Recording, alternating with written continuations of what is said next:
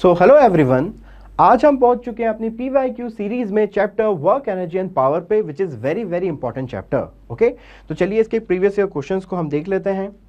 पहले क्वेश्चन में हमें बोला गया है कि दो सिमिलर कार हैं जिनकी इनिशियल काइनेटिक एनर्जी हमें दे रखी है 100 joule and 225 joule respectively.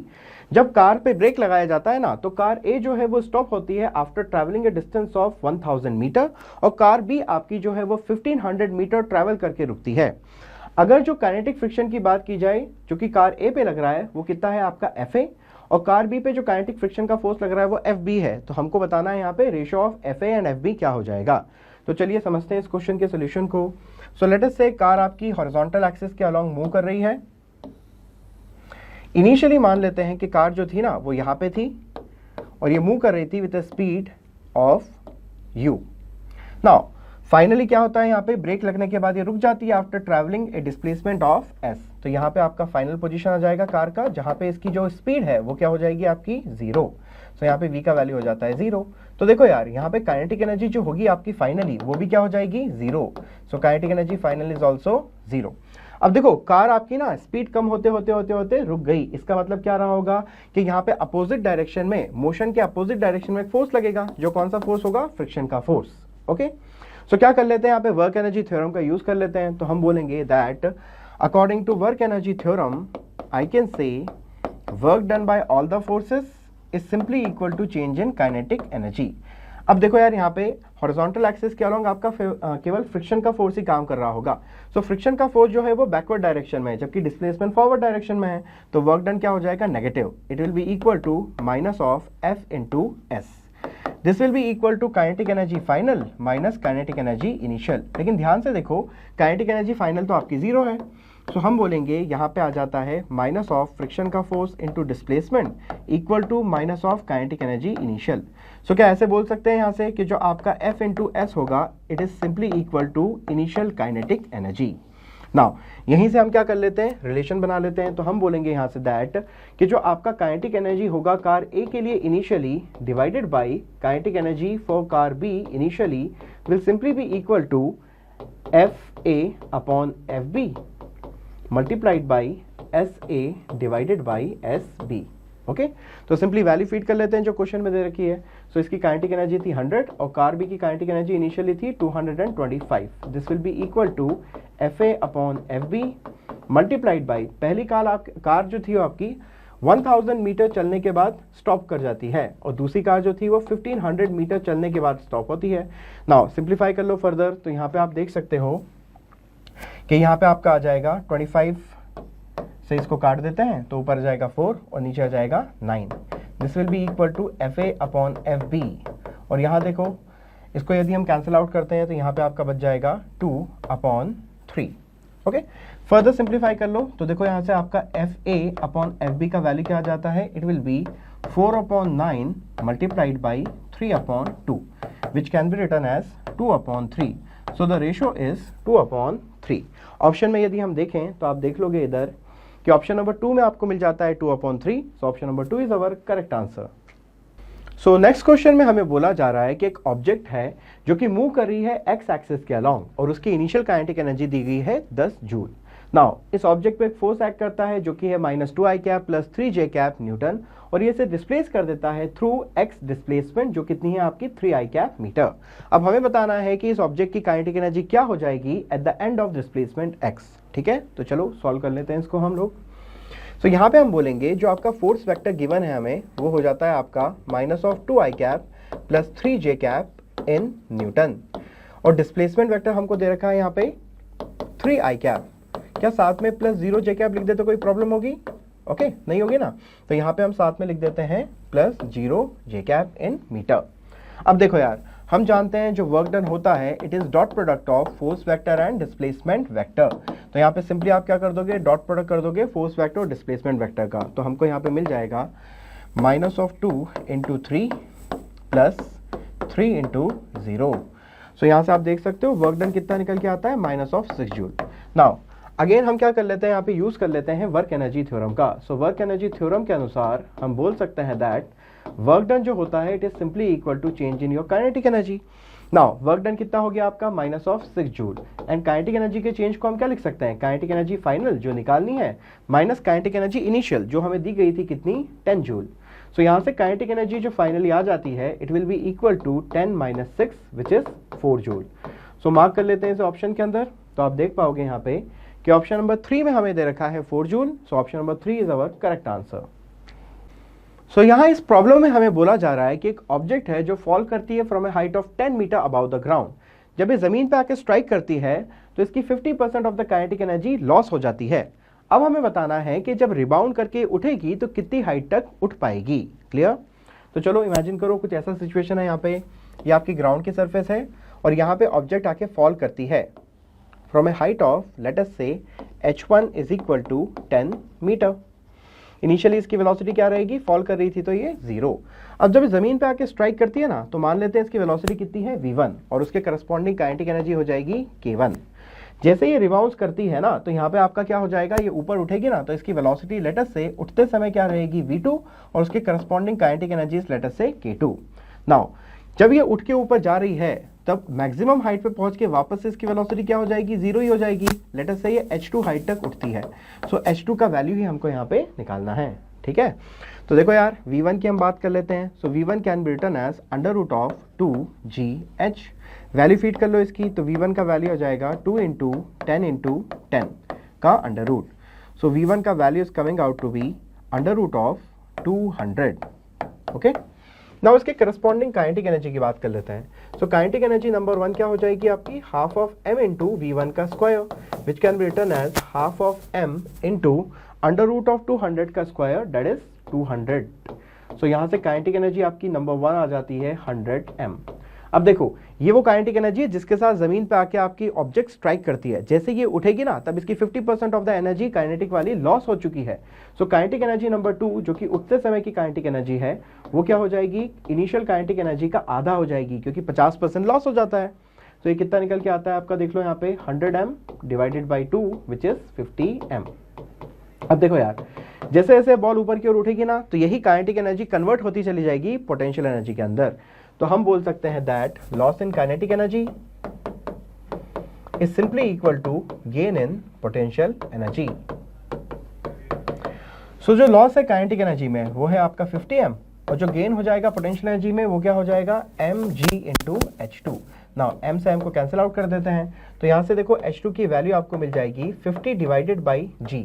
Now g का वैल्यू हो जाएगा 10, so this will be 50 upon 10. So the value of h2 from here is 5 metre. तो देखिए ऑप्शन में मार्क कर लेते हैं इसको। सो ऑप्शन नंबर 4 में आपको मिल जाता है 5 मीटर। सो ऑप्शन नंबर 4 हो जाता है हमारा सही आंसर। सो इस प्रॉब्लम में हमें बोला जा रहा है कि एक पार्टिकल के लिए किसी टाइम t पर जो डिस्प्लेसमेंट है वो है आपका 2t माइनस 1 और ये पार्टिकल है under the influence of A force of 5 Newton. तो हमें बताना है कि इस पार्टिकल पर इस इंस्टेंट पे जो आपका पावर होगा यानी कि इंस्टेंटेनियस पावर वो क्या होगा। तो देखो यार यहाँ पे हमें दे रखा है डिस्प्लेसमेंट क्या है आपका 2t माइनस 1। नाउ क्या करते हैं ना, एक बार इसे डिफरेंशिएट कर लेते हैं। तो dx अपॉन dt जब आप करोगे तो आपको वेलोसिटी मिल जाएगी विच इज सिंपली 2। एक और चीज हमें दे रखी थी क्वेश्चन के अंदर विच वॉज फोर्स। फोर्स कितना था आपका 5 न्यूटन का था और हमसे पूछा इंस्टेंटेनियस पावर। तो हम जानते हैं इंस्टेंटेनियस पावर क्या होता है, फोर्स मल्टीप्लाइड बाय वेलोसिटी। तो देखो यार इसकी वैल्यू फीड कर दो तो यह आ जाएगा 5 into 2। So the instantaneous power in this situation is 10। Okay, mark कर लिया जाए ऑप्शन में। तो आप देखोगे ऑप्शन नंबर 3 में आपको मिल जाता है 10। तो यही हो जाता है हमारा सही आंसर। सो इस क्वेश्चन में हमें बोला गया है कि एक पार्टिकल जो है वो मूव करता है हॉरिजॉन्टली और उस पर एक्ट होने वाला वेलोसिटी वेक्टर हमें दे दिया और उस पर जो एक्ट कर रहा है फोर्स वेक्टर वो भी हमको दे दिया गया है। यहाँ पे हमसे पूछा जा रहा है कि इंस्टेंटेनियस पावर कितना होगा। तो हम जानते हैं दैट कि जो इंस्टेंटेनियस पावर होता है it is simply dot product of force vector and velocity vector. ठीक है, तो चलो यार वैल्यू तो दे रखी थी फोर्स वेक्टर वेलोसिटी वेक्टर की, तो यहाँ पे सॉल्व कर लेते हैं। तो यहाँ पे जब डॉट प्रोडक्ट करेंगे तो आप यहाँ पे लिखोगे 5 into 10 plus minus 3 into 10 plus 6 into 20। Okay, तो यहाँ से आप देख सकते हो कि इंस्टेंटेनियस पावर जो है वो कितना आ जाता है आपका 50 माइनस 30 प्लस 120 जिसकी वैल्यू वैल्यूएट करके आप देख सकते हो कितनी आ जाएगी 140 वोल्ट। सो काफ़ी आसान सा प्रॉब्लम था। तो आप देख सकते हैं कि 140 वोल्ट हमें दिया गया है ऑप्शन नंबर 2 में। सो ऑप्शन नंबर 2 हमारा सही आंसर हो जाएगा। सो यहाँ हमसे बोला गया है कि एक स्प्रिंग है जिसे स्ट्रेच जब किया जाता है 2 सेंटीमीटर से तो उसमें स्टोर्ड पोटेंशियल एनर्जी होती है U। हमसे पूछा जा रहा है कि इस स्प्रिंग में स्टोर्ड पोटेंशियल एनर्जी क्या होगी अगर उसे हम स्ट्रेच करते हैं बाई 8 सेंटीमीटर। तो चलो आसान सा क्वेश्चन है, देख लेते हैं इसका सोल्यूशन। सो हम जानते हैं potential energy in spring is half of kx square. Now condition number 1 में हमसे बोला जा रहा था कि स्प्रिंग को आप स्ट्रेच कर देते हो by an amount of 2 centimetre, तो आपकी पोटेंशियल एनर्जी क्या हो जाएगी, हाफ ऑफ k इंटू 2 का square. So potential energy situation में आ जाती है आपकी सिंपली 2k, इसे इक्वेशन नंबर 1 बोल देते हैं। नाउ अब सिचुएशन नंबर 2 की बात करते हैं। जब आपने स्प्रिंग को स्ट्रेच कर दिया है by an amount of 8 centimetre, तो जो नई पोटेंशियल एनर्जी है वो क्या हो जाएगी, u dash is equal to half of k multiplied by 8 का स्क्वायर। सो यहाँ से u डैश का वैल्यू देखो क्या आ जाता है, it is equal to 32k। इसको इक्वेशन नंबर 2 बोल देते हैं। अब सिंपली क्या करें, इक्वेशन नंबर 2 को इक्वेशन नंबर 1 से डिवाइड कर दो, तो आपको देखो क्या मिल जाता है, you will be getting u dash upon u is equal to 32k divided by 2k। So देखो यहाँ से कैंसिलेशन करके आपके पास मिल जाता है यहाँ पे 16। Okay, so the value of u dash from here is simply 16 times of u। So mark कर लेते हैं ऑप्शंस में, तो आप देखोगे यार कि ऑप्शन नंबर 3 में आपको मिल जाएगा 16u which is our final answer. ठीक है, सो यहाँ हमें बोला जा रहा है कि एक इलेक्ट्रिक लिफ्ट है जिसका मैक्सिमम लोड जो है वो है 2000 kg। This include the lift and the passenger. अब ये जो लिफ्ट है ना, ये ऊपर की ओर जा रही है कांस्टेंट स्पीड ऑफ 1.5 मीटर पर सेकंड के साथ, और हमें बताया जा रहा है कि फ्रिक्शन का फोर्स इसे अपोज कर रहा है विद 3000 न्यूटन। सो हमें बताना है कि minimum power delivered by the motor क्या हो जाएगा इन दिस सिचुएशन। तो चलो सिचुएशन को समझ लेते हैं यहाँ पे। सो लेट अस से एक लिफ्ट थी आपकी, ओके, जिसका मैक्सिमम लोड आपको दिया हुआ है यहाँ पे कितना है, 2000 kg। सो हम बोलेंगे कि नीचे की ओर ना आपका क्या हो जाएगा, mg का फोर्स लगेगा विच विल बी 20,000 न्यूटन। ठीक है, एक और चीज हमसे बोली गई थी कि लिफ्ट जो है वो ऊपर की ओर जा रही है, इसकी स्पीड कितनी है, 1.5 मीटर पर सेकंड है। अब देखो यार, जब ये ऊपर की ओर जा रही है ना, तो फ्रिक्शन का फोर्स इसे अपोज करेगा, तो फ्रिक्शन किधर लगेगा, नीचे की ओर, which is given as 3000 newton. ठीक है, अब देखो लिफ्ट को ऊपर कौन लेके जाएगा, लिफ्ट को ऊपर लेके जाएगा force applied by the motor. जो मोटर फोर्स लगाएगी वही आपके लिफ्ट को ऊपर ले जाएगी। अब देखो यार, स्पीड आपसे क्या बोल दी थी, कांस्टेंट है, स्पीड इज गिवन कांस्टेंट, तो क्या मैं बोल सकता हूं ऊपर का जो फोर्स होगा it will be equal to नीचे वाला force. So F of motor, let us say F हो जाता है ना, वो कितना हो जाएगा आपका, simply it will B 20,000 plus 3000। ऐसा हमने क्यों कर दिया, फोर्सेस को बैलेंस इसलिए किया है क्योंकि आपका स्पीड क्या था, यहाँ पे कांस्टेंट था। तो यहाँ पे हम देखेंगे जो फोर्स ऑफ मोटर है, लेट अस से एफ, वो कितना आ जाता है आपका यहाँ पे 23,000 न्यूटन। ओके, हमको निकालना था यहाँ पे पावर। सो हम देख लेंगे यहाँ पे कि इंस्टेंटेनियस पावर जो होगा आपका वो हो जाएगा आपका force into velocity. So the value of force is 23,000 into आपका वेलोसिटी कितना है, इधर देखो 1.5। सो देखिए फर्दर सॉल्व करने पे आपका जो पावर है वो निकल के आ जाएगा 34,500 watt. So our final answer will be 34,500 watt which is given to us in option number 2। so option number 2 हमारा सही आंसर है। so यहाँ हमसे बोला जा रहा है कि एक टरबाइन है जिसपे आप क्या करते हो, वाटर को फॉल कराते हो from a height of 60 metre at a rate of 15 kg पर सेकेंड। हमसे बोला जा रहा है कि फ्रिक्शन के फोर्सेस के कारण 10% ऑफ द इनपुट एनर्जी तो आपकी लॉस हो जाती है, तो हमें बताना है पावर जनरेटेड बाय टरबाइन क्या होगा। तो चलो देख लेते हैं इसके सोल्यूशन को। सो यहाँ पे हम बोलेंगे जो पावर इनपुट होगा to turbine it will be equal to energy input upon time. अब देखो एनर्जी इनपुट क्या है, जब पानी आपका गिर रहा है तो यहाँ पे आपकी एनर्जी आ जाएगी mgh divided by what, time. अब यार ध्यान से देखो, यहाँ पे m/t जो आपने लिखा है वो हमें क्वेश्चन में दे रखा था, कितना दे रखा था, 15 kg पर second. The value of g is 10 and height आपकी दी गई थी 60 मीटर। सो इनपुट पावर आप देख सकते हो कितना आ जाएगा, इट विल बी 9000 वॉट। ठीक है, साथ ही साथ ना हमको बोला गया था कि आपका ना 10% लॉस हो जाता है इनपुट एनर्जी का। सो 10% आपका लॉस हो गया, इसका मतलब क्या हो जाएगा, जो आपकी एफिशिएंसी होगी वो कितनी हो जाएगी, 90%। और आई कैन से the value of eta will be 0.9। ठीक है, नाउ हम लोग जानते हैं दैट जो आपकी एफिशिएंसी होती है eta, it will be equal to output power divided by input power. Now output power जो है आपका वो हमको यहाँ से निकालना था, तो उसको एक साइड में लेके आ जाओ। So output power is simply equal to eta multiplied by power input. Now eta का वैल्यू है 0.9 and input power is 9000 watt. So देखो यार आउटपुट पावर कितना आ जाएगा कैलकुलेशन करके, it will be 8100 watt, okay, which can be written as 8.1 kilowatt, okay. तो देखो ऑप्शन के अंदर मार्क कर लेते हैं। सो ऑप्शन नंबर 3 में आपको दे रखा है 8.1 kilowatt. So option number 3 is our correct answer. इस क्वेश्चन में हमसे बोला जा रहा है कि एक पार्टिकल को आप क्या करते हो, रिलीज करते हो from a height s from the surface of earth. अब जब ये पार्टिकल गिरता है ना, तो एक पर्टिकुलर हाइट पे जब ये पहुंचता है तब उसकी काइनेटिक एनर्जी जो होगी उस पॉइंट पे वो हो जाती है 3 टाइम्स द पोटेंशियल एनर्जी जो उस पॉइंट पे होगी, ओके। ऐसे सिचुएशन हमें क्वेश्चन में दी गई है और पूछा गया है कि वो हाइट क्या होगी, साथ ही साथ उस हाइट पे उसकी वेलोसिटी क्या हो जाएगी पार्टिकल की, ठीक है। तो चलो सिचुएशन को यहाँ पे हम समझ लेते हैं क्या है। सो लेट अस से ये है आपकी ग्राउंड सरफेस। इस क्वेश्चन में हम क्या करने वाले हैं, ग्रेविटेशनल पोटेंशियल एनर्जी की बात करने वाले हैं। तो रेफरेंस डिसाइड कर लेते हैं पहले। सो ग्राउंड सरफेस को ही हम पोटेंशियल एनर्जी का रेफरेंस मान लेते हैं। तो ग्राउंड सरफेस पे आपकी पोटेंशियल एनर्जी क्या हो जाएगी, 0। अब देखो यार क्या किया था हमने, पार्टिकल को रिलीज कर दिया था, पार्टिकल को रिलीज किया था from a height of s above the ground. तो ये हाइट कितनी हो जाती है, s हो जाती है। अब क्या हुआ, ये पार्टिकल जब गिर जाता है, लेट अस से गिर चुका है यहाँ पे और पहुंच चुका है इस लेवल पर, तब इसकी हाइट जमीन से हो जाएगी लेट अस से h। यही h की वैल्यू निकालने के लिए बोला जा रहा है।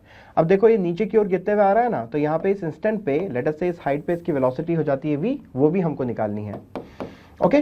तो चलिए, तो आप देखो यार एक चीज आप देख सकते हो, ये टोटल हाइट क्या है आपकी s और ये हाइट क्या है h। तो ये वाली हाइट हम बोल सकते हैं क्या हो जाएगी आपकी s माइनस h।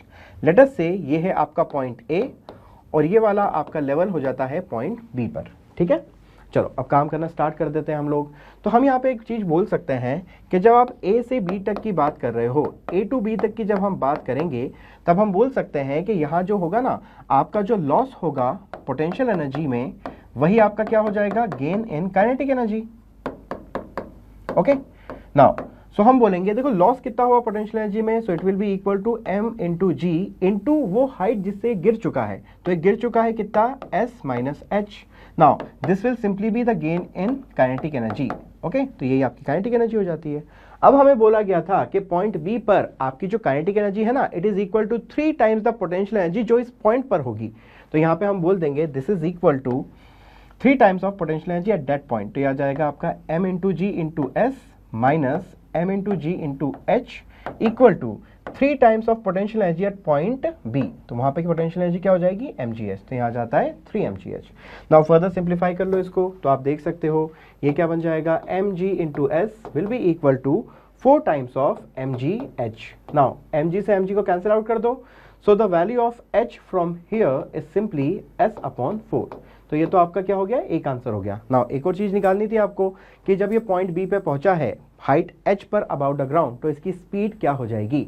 तो यार एक और चीज हम जानते हैं कि पॉइंट बी पे हमसे बोल दिया गया था क्वेश्चन में कि जो काइनेटिक एनर्जी होगी पॉइंट बी पे, it will be equal to 3 times of potential energy at point B. So हम जानते हैं काइनेटिक एनर्जी क्या होती है, हाफ ऑफ mv स्क्वायर, और पोटेंशियल एनर्जी यहाँ पे हो जाएगी आपकी mgh। तो यह आ जाएगा आपका half of mv square is equal to 3 into mgh। Now देखो यार m से m को कैंसिल करोगे तो v का वैल्यू क्या आ जाता है यहाँ पे, it will B 6g into h की वैल्यू ऑलरेडी निकाल चुके हैं आप लोग यहाँ पे, तो फीड कर देते हैं वैल्यू को। तो यह आ जाएगा आपका 6g इंटू s बाई 4, क्योंकि h की वैल्यू क्या थी आपकी, s बाई 4, अंडर रूट लगा देंगे। सो यहाँ पे आप देखो स्पीड जो है वो क्या आ जाती है, simply it will B 3/2 g into s और अंडर रूट। सो देखो यहाँ पे आपका आंसर जो होगा ना, हाइट क्या हो जाएगी आपकी s/4 और स्पीड हो जाएगी under root of 3gs/2। So option में देख लेते हैं किस ऑप्शन में दे रखा है हमको। तो आप देखेंगे ऑप्शन नंबर 1 में हमें मिल जाता है s/4 comma under root of 3gs/2। So option number 1 है हमारा करेक्ट आंसर। सो इस प्रॉब्लम में हमें बोला जा रहा है कि एक पॉइंट मास m को एक रस्सी से बांध करके वर्टिकल सर्कल में हम घुमा रहे हैं जिसकी रेडियस कितनी है r। हमें बोला गया यहाँ पे कि जो लोवेस्ट पॉइंट है वहां पे आपकी वेलोसिटी जो है वो क्या है, अंडर रूट ऑफ 7gr। तो हमें बताना है टेंशन क्या होगी स्ट्रिंग में एट द लोवेस्ट पॉइंट, ठीक है। तो चलिए सॉल्व कर लेते हैं इसको। सो यहाँ पे सबसे पहले क्या कर लेते हैं, एक वर्टिकल सर्कल हम ड्रॉ कर लेते हैं कुछ इस प्रकार से। अब देखो यहाँ पे क्या होगा, लोवेस्ट पॉइंट की जब हम बात करेंगे तो यहाँ पे जो आपका मास था m उसको आपने यहाँ ना वेलोसिटी प्रोवाइड करवा दी है कितनी, under root of 7g into R, जहां पे आर क्या है आपका रेडियस ऑफ सर्कल। ओके, अगर हम इस पॉइंट पे एफबीडी की बात करते हैं तो आप देख सकते हो कि mg लगेगा नीचे की ओर और आपका जो रस्सी के अंदर टेंशन है वो आ जाएगा ऊपर। अब देखो यार, हम लोग एक चीज जानते हैं यहाँ पे कि net force towards the centre will provide the centripetal force. तो सेंटर की तरफ नेट फोर्स क्या हो जाएगा, T minus mg, and this will be equal to what, centripetal force, जो क्या हो जाएगा mv square upon R. Now यहां से देखो जो टेंशन होगी लोवेस्ट पॉइंट पे उसको आप क्या लिख सकते हो, mg plus m by R into V का स्क्वायर। ना वी का वैल्यू पता है हमको, उसका स्क्वायर कर देते हैं, कितना आ जाएगा 7g आर।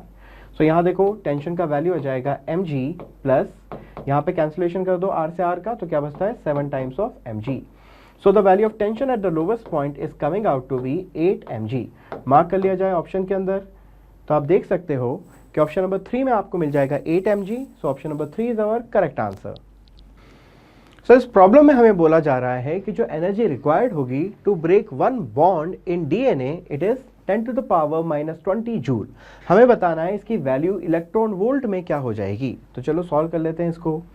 सो हम जानते हैं that 1 electron volt is simply equal to 1.6 into 10 to the power minus 19 joule. ठीक है, नाउ ई हमें दिया हुआ है यहाँ पे 10 to the power minus 20 joule. तो चलो कन्वर्ट करने के लिए क्या कर लेते हैं, इसे डिवाइड कर देते हैं हम लोग by 1.6 into 10 to the power minus 19। तो ये आपका हो जाएगा 10 to the power minus 20 divided by 1.6 into 10 power minus 19। Further इसको सॉल्व करेंगे तो आपको ई का वैल्यू देखो लगभग मिल जाता है 0.06 इलेक्ट्रॉन वोल्ट। तो मार्क कर लिया जाए ऑप्शन में, तो आप देखोगे ऑप्शन नंबर 1 में ही आपको मिल जाता है 0.06। So option number 1 is our correct answer. So यहां हमसे बोला जा रहा है कि एक फोर्स है F is equal to 20 plus 10y, जो कि एक पार्टिकल पे एक्ट करता है अलोंग द y डायरेक्शन। हमें बताना है work done by this force क्या होगा on the particle to move it from y is equal to 0 to 1 metre. तो चलिए यहाँ पे देख पा रहे हैं हम लोग कि जो फोर्स है आपका वो कैसा फोर्स है, वेरिएबल फोर्स। सो हम जानते हैं वेरिएबल फोर्स के वर्क डन के लिए we will be doing integration. तो यहाँ पे इंटीग्रेट कर लेते हैं F को with respect to dy। Limit यहाँ पे हम लगा देंगे y1 से लगा करके y2 तक। ओके, नाउ वैल्यू फीड कर लेते हैं यहाँ पे आपकी फोर्स की। तो फोर्स हमें दिया हुआ था 20 प्लस 10y, इसे आप इंटीग्रेट कर लोगे dy के रिस्पेक्ट में।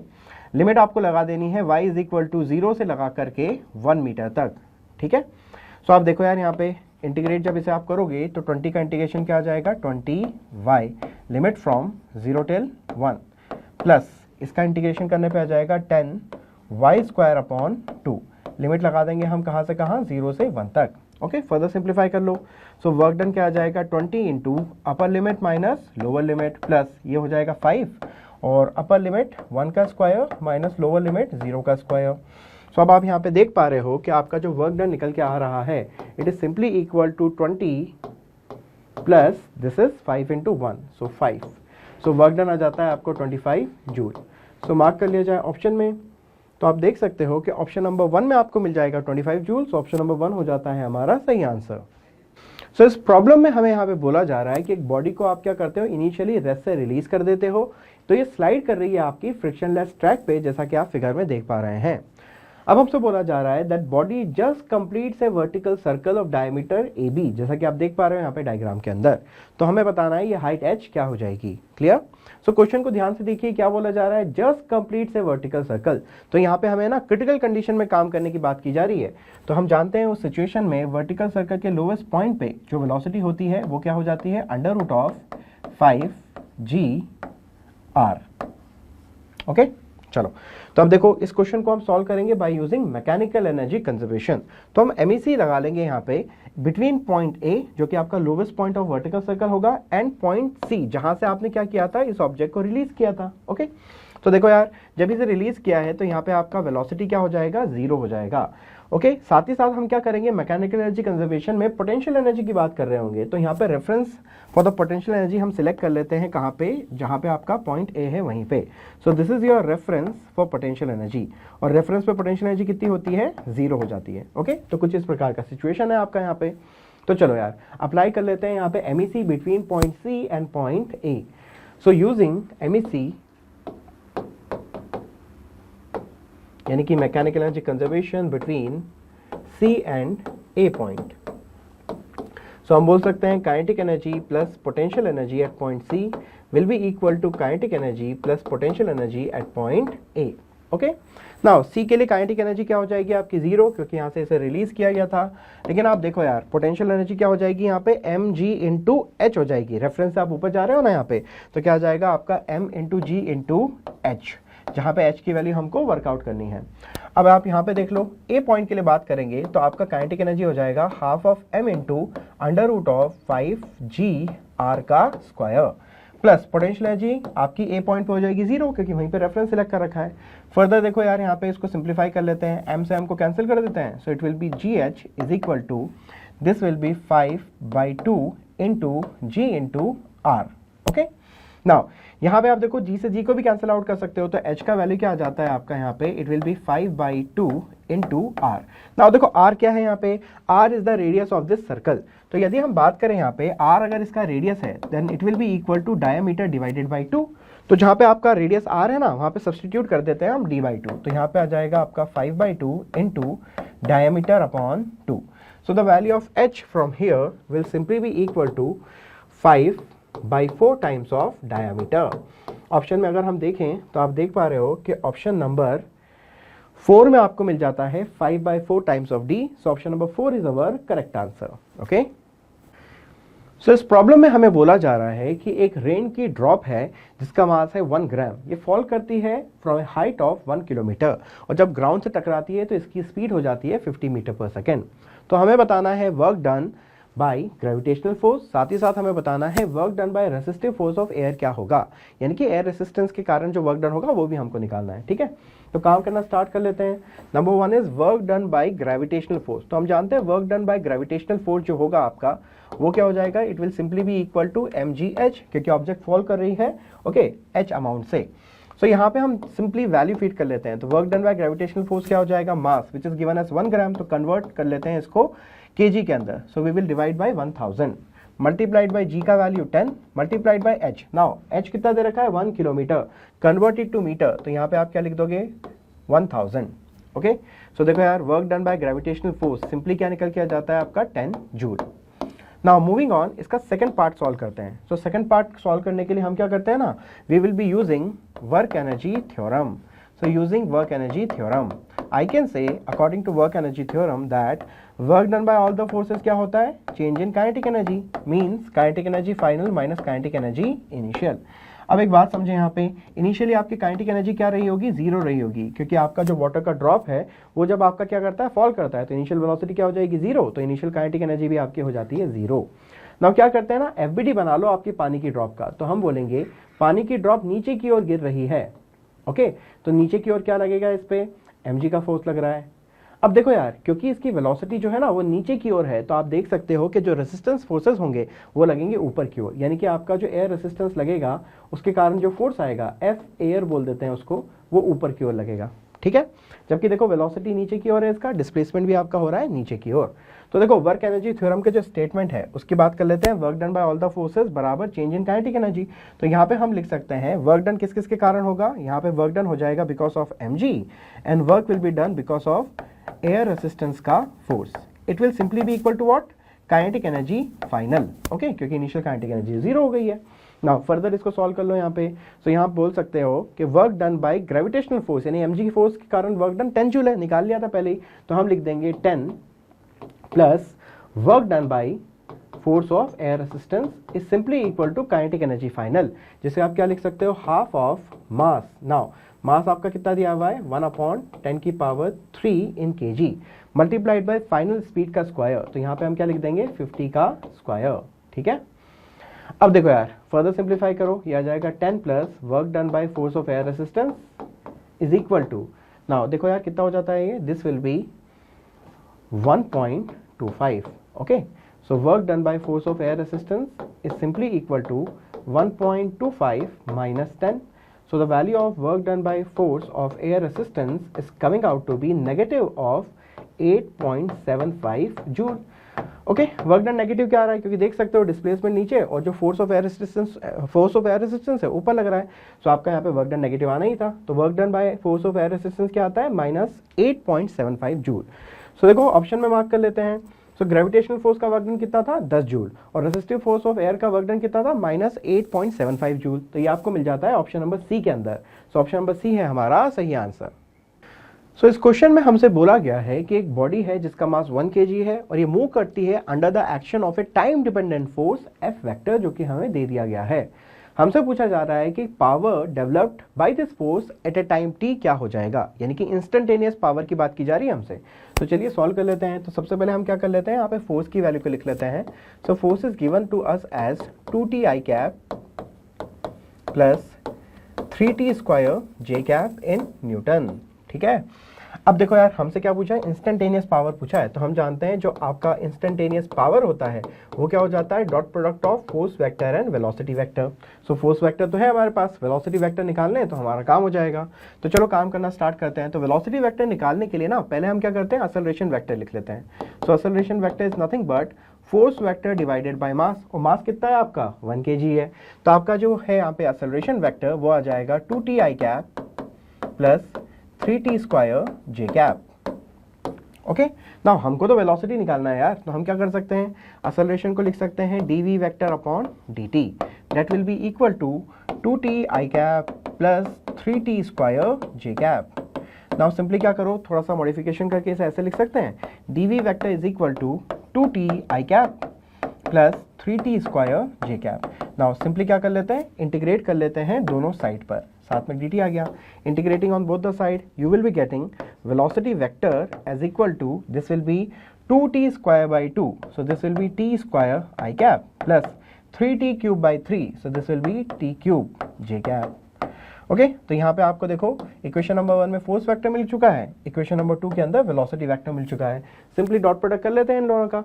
तो यहाँ पे आपका देखो इंस्टेंटेनियस पावर क्या आ जाएगा, it will be 2t multiplied by t square plus this will be 3t square multiplied by t का क्यूब।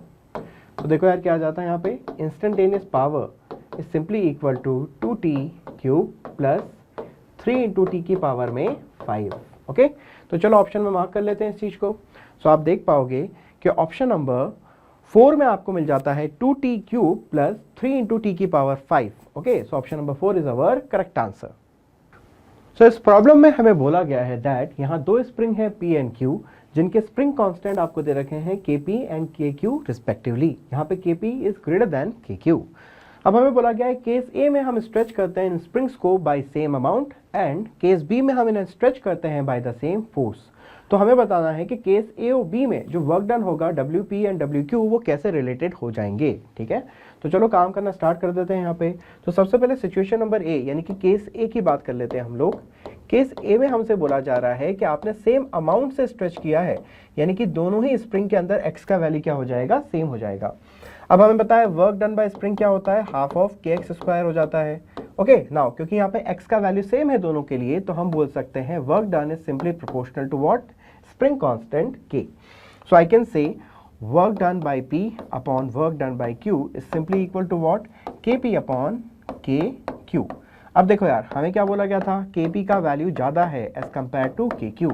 सो इस रिलेशन से मैं बोल सकता हूं दैट कि आपका work done p will be greater than work done q। So first case के अंदर जो रिलेशन आता है it is WP is greater then WQ। Okay, ये तो केस ए हो गया। अब आ जाइए केस बी पर। केस बी में हमसे बोला जा रहा था कि आपने दोनों स्प्रिंग को स्ट्रेच किया है बाय द सेम फोर्स। तो जो फोर्स होता है स्प्रिंग का वो क्या होता है, kx होता है। It is same in both the springs. Okay, so देखो यार वापस से बात कर लेते हैं, वर्क डन बाय स्प्रिंग की क्या होता है, हाफ ऑफ kx स्क्वायर होता है। क्या करते हैं, इसे k से मल्टीप्लाई और k से डिवाइड कर देते हैं, तो इक्वेशन पे कोई फर्क नहीं पड़ता। लेकिन देखो इक्वेशन मॉडिफाई होके क्या बन गई, kx का square divided by 2 times of k। Now देखो यार kx को क्या लिख सकते हैं, फोर्स। तो आपका क्या आ जाएगा यहाँ पे, फोर्स का square upon 2k। Now again force तो सेम ही है दोनों स्प्रिंग के लिए, तो हम बोल सकते हैं कि जो वर्क डन होगा it is inversely proportional to the spring constant k। Okay, so यहां से आप रिलेशन बनाओगे WP upon WQ is simply equal to KQ upon KP। अब हम जानते हैं according to question that KP is greater than KQ। तो इस सिचुएशन में आप देखो यार यहाँ पे आपका क्या हो जाएगा, here WQ will be greater than WP। तो केस ए और बी के अंदर हमने यहाँ पे रिलेशन निकाल लिया बिटवीन WP एंड WQ। तो मार्क कर लेते हैं ऑप्शन में। तो केस ए में क्या आना चाहिए, WP is greater then WQ, और केस बी में क्या आना चाहिए आपका, WQ is greater then WP। तो देखो यार ऑप्शन नंबर 2 में आपको मिल जाता है for case A WP is greater than WQ, and for case B you are getting WQ is greater than WP. So option number 2 is our correct answer. So इस question में हमें ये बोला जा रहा है कि एक ब्लॉक 10 kg मास का है, ये मूव करता है x एक्सिस के along with a constant speed of 10 metre पर सेकेंड। अब क्या होता है कि जब ये मूव कर रहा था तो during its travel x equal to 20 metre से x इक्वल टू 30 मीटर तक इसके ऊपर एक रिटार्डिंग फोर्स काम करता है which is F is equal to minus of 0.1 x joule पर मीटर। तो हमें बताना है कि इसकी फाइनल काइनेटिक एनर्जी क्या हो जाएगी। ठीक है, तो चलो देख लेते हैं इसके सोल्यूशन को। So here we will be using work energy theorem. So by using work energy theorem, I can say work done by all the forces बराबर क्या हो जाएगा, change in kinetic energy, which is kinetic energy final minus kinetic energy initial. Now यहाँ पे जो work कर रहा है फोर्स, उसकी अगर हम बात करते हैं so it's a force of minus 0.1 x joule पर मीटर। ठीक है, रिटार्डिंग फोर्स है ये आपका। तो यदि हम बात करें तो वर्क डन क्या हो जाएगा, देखो ये आपका वेरिएबल फोर्स है, तो वेरिएबल फोर्स के लिए वर्क डन इंटीग्रेशन से निकाला जाता है। तो यहाँ पे हम लिख देंगे integration of f dot dx limit from x1 till x2 and this will B kinetic energy final minus initial kinetic energy. तो इनिशियली काइनेटिक एनर्जी क्या है आपकी, half of mass into speed का स्क्वायर। ये हमने कब लिखी है, x बराबर 20 मीटर के लिए लिखी है। नाउ काइनेटिक एनर्जी फाइनल कब आएगी, x इक्वल टू 30 मीटर पर। तो यहाँ पे हम क्या कर देते हैं, f की वैल्यू फीड कर देते हैं। सो this will B minus of 0.1, constant है, बाहर निकाल दो इंटीग्रेशन के। इंटीग्रेशन के अंदर क्या बचेगा, x into dx। Limit of x will be from 20 metre to 30 metre. Okay, so kinetic energy final तो निकालनी है। देखो यार इनिशियल कितनी हो जाती है यहाँ से आपकी, this will B 500।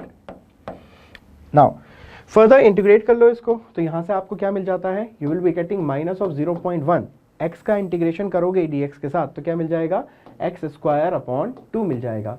Limit feed कर देते हैं इसकी कहाँ से कहाँ तक, 20 से लगा के 30 तक। नाउ इस साइड में क्या है आपका काइनेटिक एनर्जी फाइनल जो कि निकालना है माइनस 500।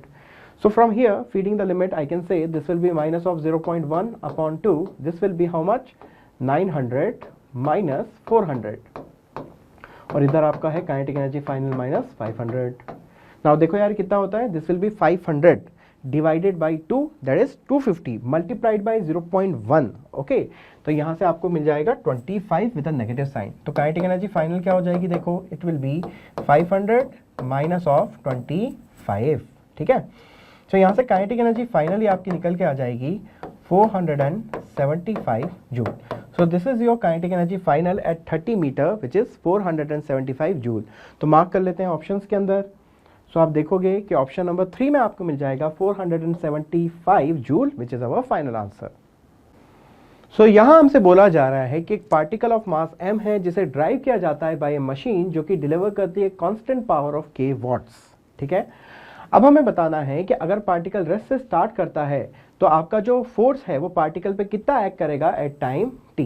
ओके, तो चलो काम करना स्टार्ट कर देते हैं। तो एक पर्टिकुलर टाइम t के लिए आपको काम करना है, मतलब अगर हम पावर की बात करेंगे तो पावर क्या हो जाएगा आपका, इंस्टेंटेनियस पावर होगा। और हम जानते हैं इंस्टेंटेनियस पावर क्या होता है, force into velocity which is given to us as constant, क्योंकि क्वेश्चन में बोला है कांस्टेंट पावर k वॉट। ठीक है ना, इसे इक्वेशन नंबर 1 बोल देते हैं हम लोग। नाउ फर्दर आप देखो यहाँ पे क्या लिख सकते थे, पावर गिवन इज k।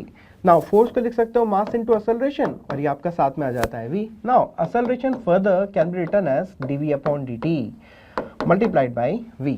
सो थोड़ा सा मैनिपुलेशन कर लो यार इसका, तो क्या आ जाएगा, v dv is equal to k upon m into dt। Now दोनों साइड में आप इंटीग्रेशन कर सकते हो, so integrating on both the sides. Okay, now जब इंटीग्रेशन करेंगे दोनों साइड पे तो देखो यार यहाँ पे क्या जाएगा आपका v square upon 2 and this will simply be equal to k भी कांस्टेंट है, मास भी कांस्टेंट है, तो इसका तो इंटीग्रेशन नहीं करेंगे, इंटीग्रल के बाहर निकाल दिया। इंटीग्रेशन के अंदर बचेगा integral of dt। So integration of dt क्या होता है, केवल t हो जाता है। सो यार देखो यहाँ से v का वैल्यू क्या आ जाएगा, it will be equal to 2k into t upon m, और साथ में लगा देंगे हम लोग अंडर रूट। ना इसे थोड़ा सा मॉडिफाई करके मैं लिख लेता हूँ यहाँ पे। तो देखो v को ऐसे लिख सकते हैं क्या, v is equal to under root of 2k upon m multiplied by T का अंडर रूट था तो उसको लिख देते हैं टी की पावर हाफ लिख देते हैं, ठीक है। नाउ आप आ जाओ इक्वेशन नंबर 1 के अंदर। सो इक्वेशन नंबर 1 के अनुसार हम बोल सकते हैं that P is equal to क्या है, FV। नाउ यहां से हम बोल सकते हैं जो आपका फोर्स होगा वो क्या हो जाएगा, पावर अपॉन वेलोसिटी। पावर कितना दिया हुआ है, K divided by velocity V। Now velocity V at time t हमें पता है, अभी निकाल के हम हटे हैं। लेट अस से इक्वेशन नंबर 2 में हमने निकाल लिया था उसको। सो इक्वेशन नंबर 2 से V का वैल्यू उठा करके फीड कर देते हैं यहाँ पे। तो आप देखो यार ये क्या हो जाएगा, it will be K divided by under root of 2K, okay, multiplied by T to the power half, और ये जो m था वो ऊपर चला जाएगा तो अंडर रूट ऑफ m बना देगा, क्या ठीक है। अब देखो यार फर्दर मॉडिफाई कर लो तो यहाँ से आपको क्या मिल जाएगा, f is equal to k को रूट के अंदर ले जाते हैं तो ये क्या बन जाएगा, k का स्क्वायर बन जाएगा डिवाइडेड बाय व्हाट, 2k। ये सब रूट में थे। अब t को देखो आप ऊपर की ओर ले जाते हो न्यूमरेटर में तो t की पावर में क्या आ जाएगा, -12 आ जाएगा, ठीक है। अब देखो यार यहाँ पे k स्क्वायर है और यहाँ पे नीचे k है तो सिंप्लीफाई करके इसको आप ऐसे लिख सकते हो, this will be under root of mk/2, साथ में आ जाएगा t की पावर में -12। So this is your required answer. तो ऑप्शन की यदि हम बात करते हैं तो आप देख सकते हो कि ऑप्शन नंबर 3 में आपको मिल जाता है under root of mk/2 multiplied by t की पावर में -12। So option number 3 is our correct answer. So ये आपके क्वेश्चंस थे, previous year questions from the chapter work power and energy. Okay, quite helpful होंगे आपके लिए, इसको बढ़िया से आप गो थ्रू कर लो एंड थैंक यू।